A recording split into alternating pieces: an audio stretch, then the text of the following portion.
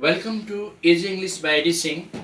Children, today we are going to focus our attention on one of the social issues, freedom of expression, the sole need of a democracy. What are we going to do now?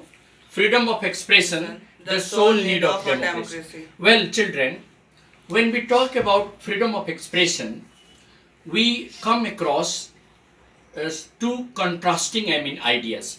One is absolute freedom or freedom of expression to an extent. But I believe freedom of expression demands and defines just the freedom to express one's ideas. Now, in a democratic country, it is the sole, right of a free citizen, and it is the only right which has been guaranteed by our constitution that really, envisages the idea of expressing one's thoughts regarding any issue that come across. Such, freedom demands certain kind of introspection at an individual ground. I believe that freedom of expression is the sole need of a democracy. It is the sole requirement for monitoring the governance of a government. And it also helps rectify the mistakes committed by any government. Now, in the democracy, every person has a right to speak in favor of the government or against the government.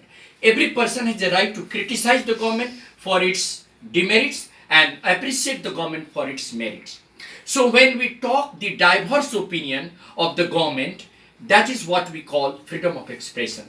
It does not mean that we are always going to take advantage of freedom of expression to do something against the nation. No, never. We cannot be given the absolute freedom to do anything that will hamper the progress of the country. Therefore, freedom of expressions necessarily demands freedom of one's ideas, keeping in view the demand of the society. The nation cannot really be, impartial unless and until its citizens have right to express their views. Now, in a democratic country, one has to criticize, one has to appreciate, one has to express diverse opinion regarding any issue. For instance, if the government is not functioning properly, every one of us has a right to criticize and condemn the action of the government.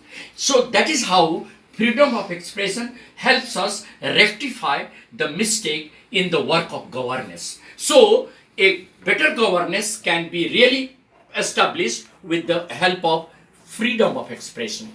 And so far as the democracy is concerned, it is the sole requirement. And that is why we always say that let everybody has the freedom to express his or her own ideas regarding any issue. And at the time of election, while discussing about the issues, we come across diverse opinion. People express their opinion regarding the past government or the present government. They criticize, they condemn, or they just demand. The issues that come before the people, that is of greater significance, and that is possible only when one has a freedom to express one's opinion. And therefore we can say that it is the only democratic right that really caters to the need of providing a fair opinion and make a consensus about any issue. For a government, it is very important that the elected representatives must express their opinion regarding any implementation, even regarding amendment of any law. There should be a discussion and debate on the floor of the house, and everybody should have right to express his or her opinion. Then only a consensus can be reached. And once a consensus is reached on any issue, that is what we call fair governance. Therefore, in a democratic country like India, it is the backbone of democracy. We must exercise our freedom to express our opinion regarding the good and bad of the society, the good and bad of the governance, the good and bad of the administrator, the good and bad of the politicians. Therefore, in every walk of life, freedom of expression plays a key role in modifying the behavior of the government and modifying the functioning of the government. And that is what I feel. I believe that freedom must be given, but not as just absolute freedom. It should be given keeping in view the interest of the nation, keeping in view the interest of the society, keeping in view the interest of the individual. Then only freedom of expression can be meaningful, and that's what I believe. Thank you.